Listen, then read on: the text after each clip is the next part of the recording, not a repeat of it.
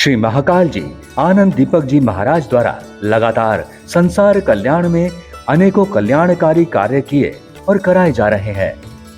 महाराज जी का कल्याण का संकल्प है सबको सत्यता एवं अच्छाई का मार्ग दिखाना है।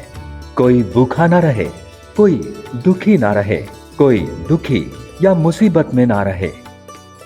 यज्ञ, महायज्ञ, कथा प्रवचन के साथ निशुल्क कवच, कलश, रुद्राक्ष, भस्म प्रसाद समेत प्रसाद स्वरूप में वस्त्र एवं निर्धन असहाय विद्यार्थियों में पठन पाठन की सामग्री वितरण किए जाते हैं। आप महाराज श्री के इस कल्याणकारी अभियान से जुड़कर जीवन को सार्थक कर सकते हैं। महाराज जी द्वारा नकारात्मक शक्ति, प्राकृतिक आपदा से बचाव में भी दैवीय यज्ञ, महायज्ञ अनुष्ठान एवं जीवन के दुखों से निजात के लिए हवन, यज्ञ, अनुष्ठान कराए जाते हैं। महाराज श्री से संपर्क करने हेतु 9934811755 9471204794।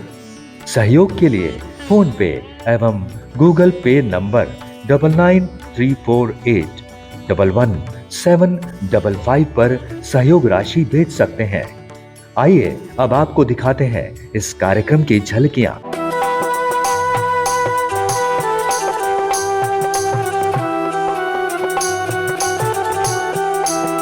कर त्रिशूल सोहत छवि भारी, करत सदा शत्रुन छयकारी। नंदी गणेश सोहे तह कैसे, का सागर मध्य कमल है जैसे।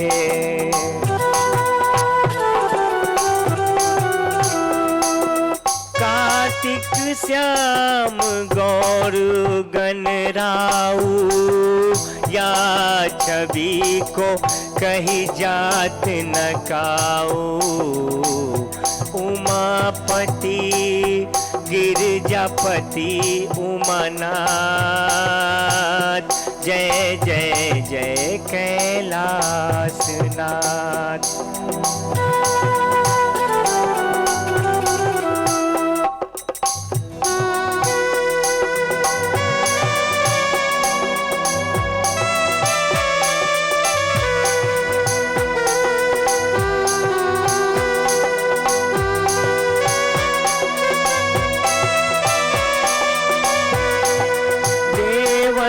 जब ही जाए पुकारा, तब ही दुख प्रभु आप निवारा।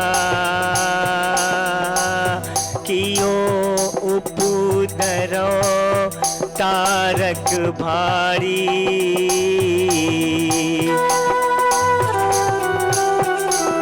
देवन सब मिली तुम ही जुहारी। तुरत सरानन आप पठायो, लोनी में महामारी गिराओ।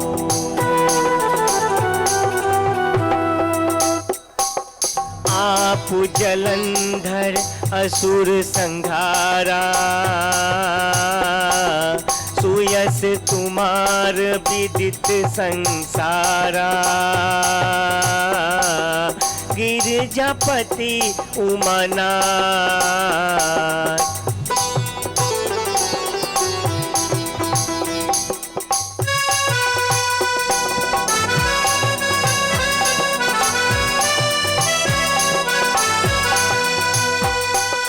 त्रिपुरासुर सन युद्ध मचाई। सब ही कृपा कर लीन बचाई। किया तप ही भागीरथ भारी, पूरब प्रतिज्ञा तासु पुरारी। गिरिजापति उमानाथ,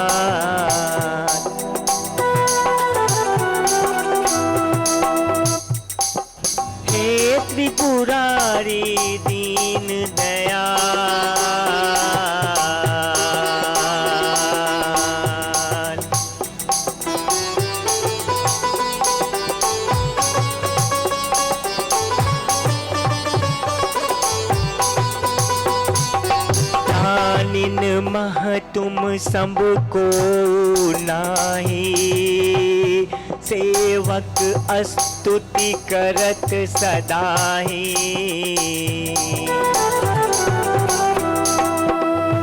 वेद माही महिमा तब गाई, अकथ अनादि भेद नहीं पाई। प्रकटी उदती मथन ते ज्वाला, जरत सुरासुर भय बिहाला। हे त्रिपुरारी दीन दयाला, ओम नमः शिवाय, हरि ओम नमः शिवाय। किन्ह दया तह करी सहाय, नीलकंठ तब नाम कहाई। पूजन रामचंद्र जब किन्हा जीति के लंक विभीषण दिन्हा। सहस कमल में हो रहे धारी, किन्ह परीक्षा तब ही पुरारी। एक कमल प्रभु राख्यो गोई, कमल नैन पूजन चह सोई। गिरिजापति उमानाथ ओ शंभुनाथ।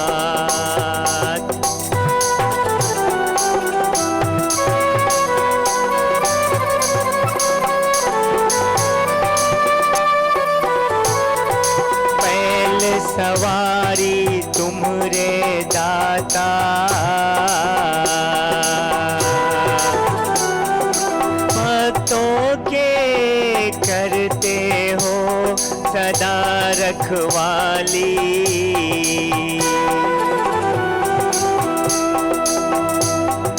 कठिन भक्ति देखी प्रभु शंकर, भय प्रसन्न दिए इच्छित वर। गिरिजापति उमानाथ।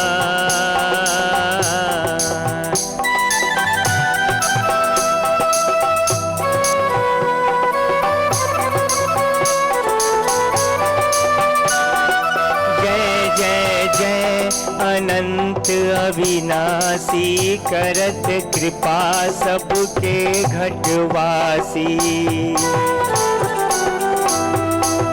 दुष्ट सकल नित मोहि सतावै, भ्रमत रहो मोहि चैन न आवे।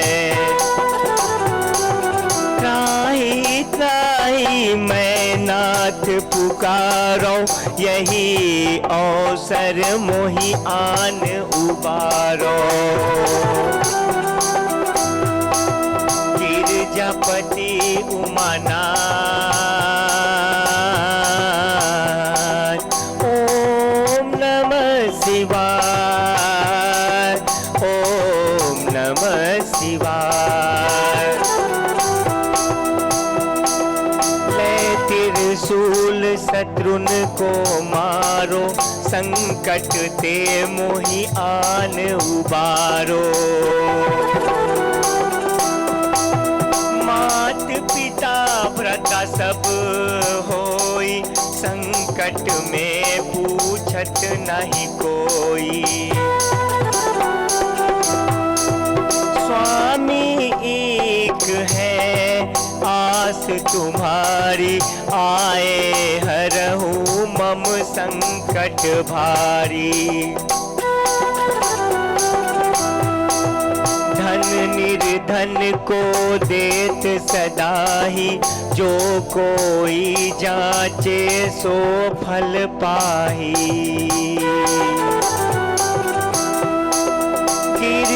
पति उमानाथ, शंभुनाथ कैलाशनाथ।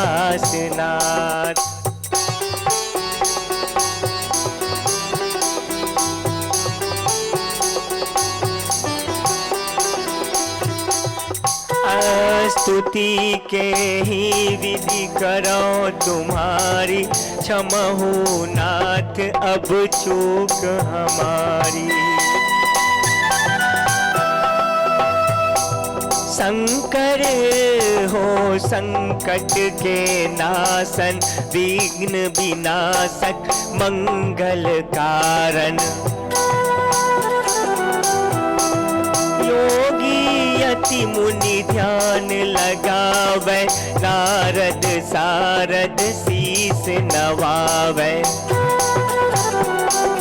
नमो नमो जय नमः शिवाय, सुर ब्रह्मादिक पार न पाए। जय जय जय गिरिजापति उमानाथ, हे शंभुनाथ।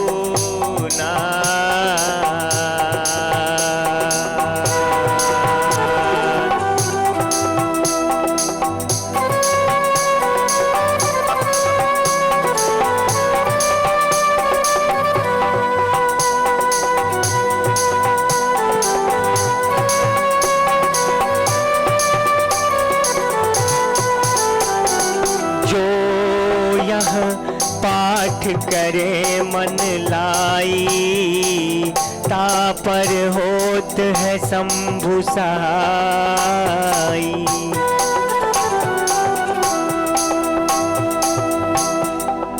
ऋषियाँ जो कोई हो अधिकारी, पाठ करे सो पावन हारी।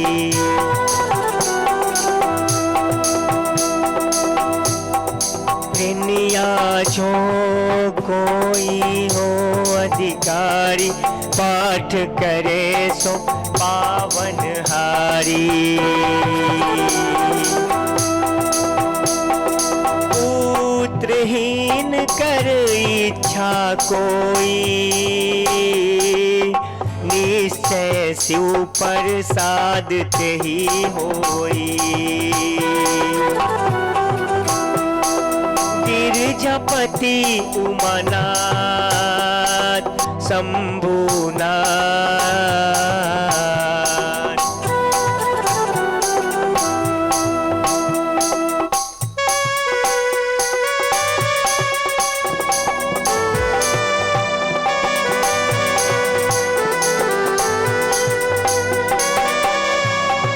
ओम नमः शिवाय, हरि ओम नमः शिवाय। ओम नमः शिवाय, हरि ओम नमः शिवाय।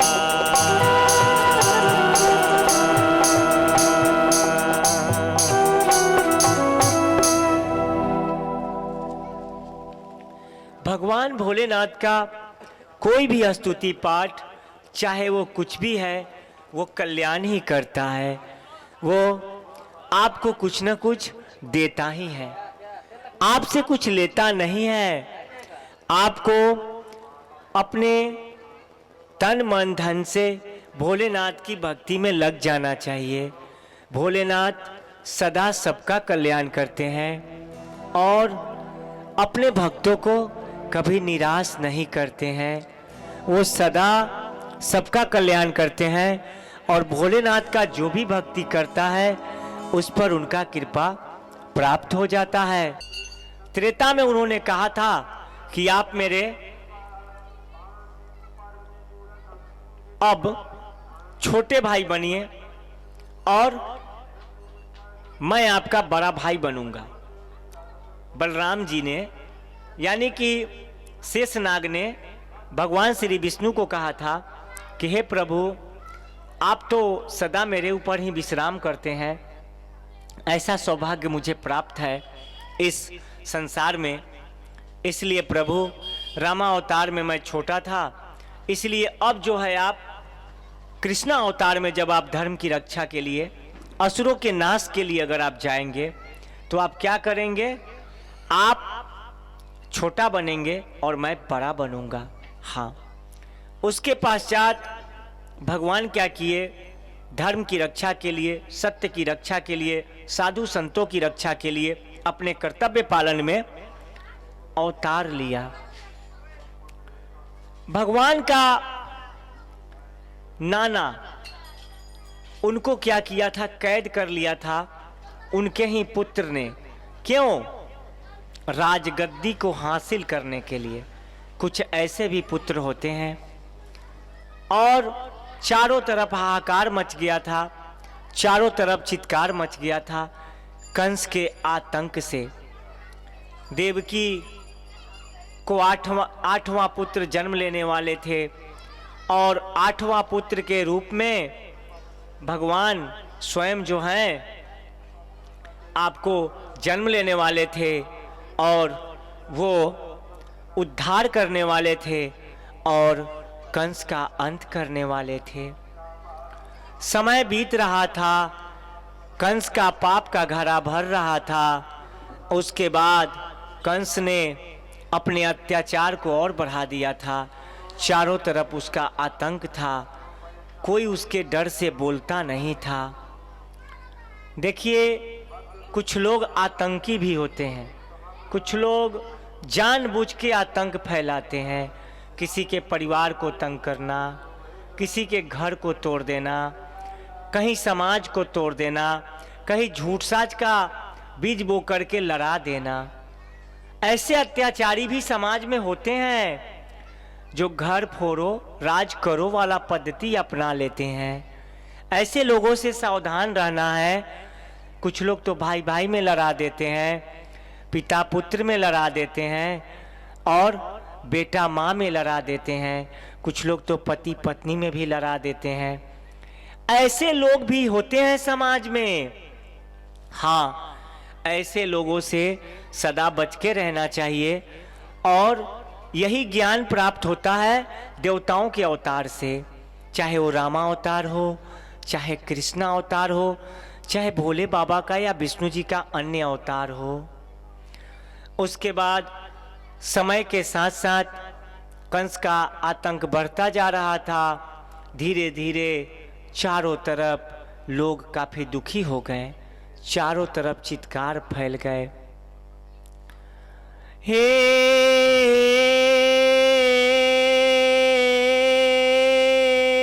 प्रभु, कहाँ हो?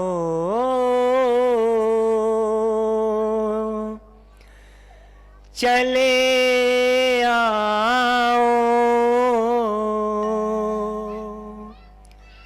चले आओ, चले आओ। हे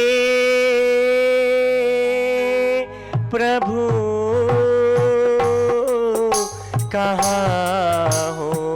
चले आओ, चले आओ, चले आओ।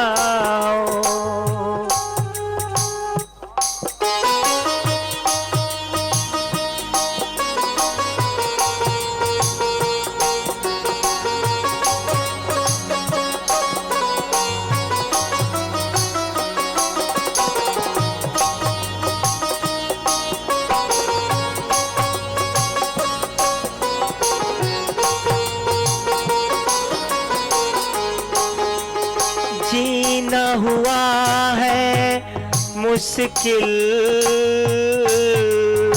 रहना हुआ है मुश्किल। हे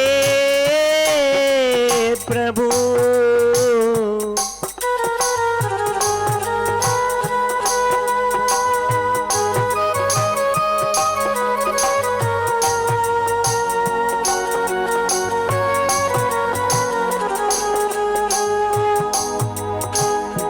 पीरा संताप बड़ा है।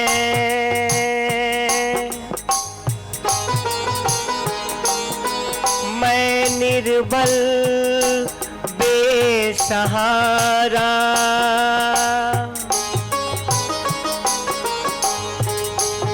तू ही तो है दीनहीन का सहारा।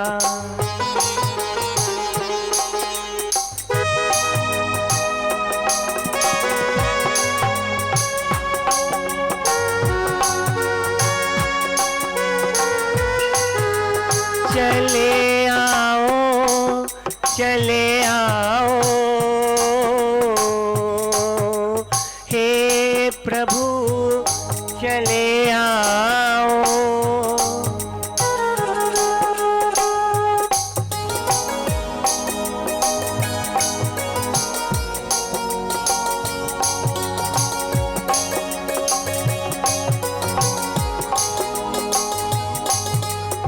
तेरे भक्तों पे पर गया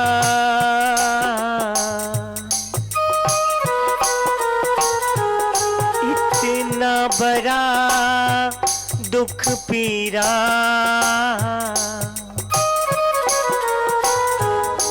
कौन बचाएगा,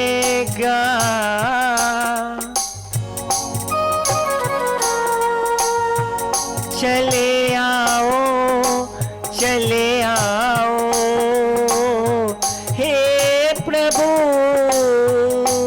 चले आओ। प्रभु की भक्ति जो भी करते हैं उनको निराश होने की जरूरत नहीं है।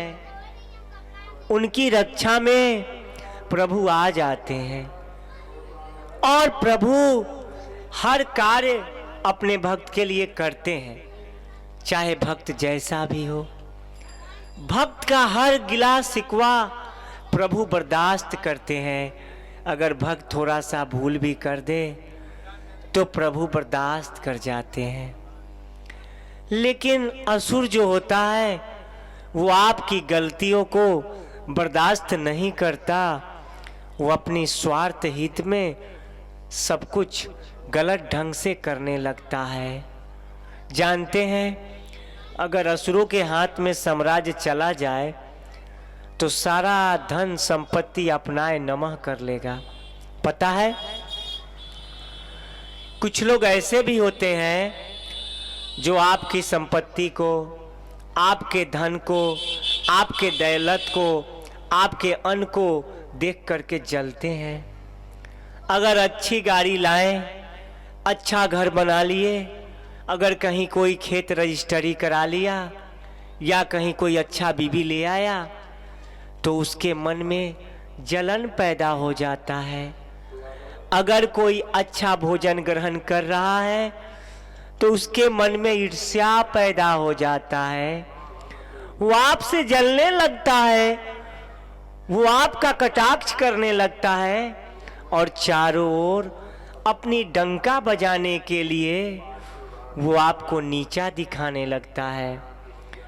अगर कहीं भी आप कोई अच्छा कार्य करने लगे तो आपको सताने लगता है, आपको तंगो तबाह करने का साजिश रचने लगता है, क्योंकि उसके अंदर आसुरी प्रवृत्ति है, दैविक प्रवृत्ति नहीं है। लेकिन जो सच्चा साधु होता है, जो सच्चा संत होते हैं, जो सच्चे साध्वी होती है, जो सच्चे समाज सेवी होते हैं, जो अच्छे लोग होते हैं, वो खुद भूखा रह के दूसरे को भोजन कराते हैं। खुद खुले आसमान के नीचे रह के भी दूसरे के लिए आवास का प्रबंध कराते हैं।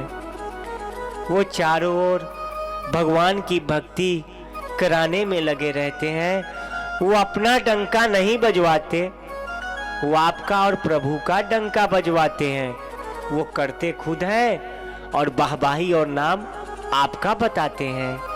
वो करते खुद हैं और जयकारा प्रभु का लगवाते हैं, क्योंकि प्रभु के कृपा से ही तो होता है ना, प्रभु ने ही उनको भेजा है। जो सूर्य के तरफ से होते हैं, यानी कि देवताओं के तरफ से, वो त्यागी होते हैं, वो तपस्वी होते हैं, वो ज्ञानी होते हैं, वो कुछ भी त्याग कर सकते हैं, वो स्वार्थी नहीं होते हैं, वो ढोंगी नहीं होते हैं, वो पाखंडी नहीं होते हैं। कंस के पाप का घड़ा भर रहा था, धीरे धीरे कंस का आतंक बढ़ गया था। अब एक दिन भविष्यवाणी हुआ, हे कंस, कंस तुम्हारा अंत करने वाला तुम्हारे ही बहन देवकी का 8वां पुत्र होगा। कंस, हे कंस, तुमने बहुत पाप किया है, अब तुम्हारे पाप का अंत होने वाला है। तुम्हारी बहन के गर्भ से 8वां पुत्र जो जन्म लेगा वो तुम्हारा अंत करेगा। जब उसने ये सुना तो उसके मन में भय पैदा हो गया। जानते हैं दुराचारी तुरंत डर जाता है, तुरंत। सामने तो आपको भय नहीं दिखाता, लेकिन छुप छुप के भयभीत होके रहता है, डर डर के रहता है।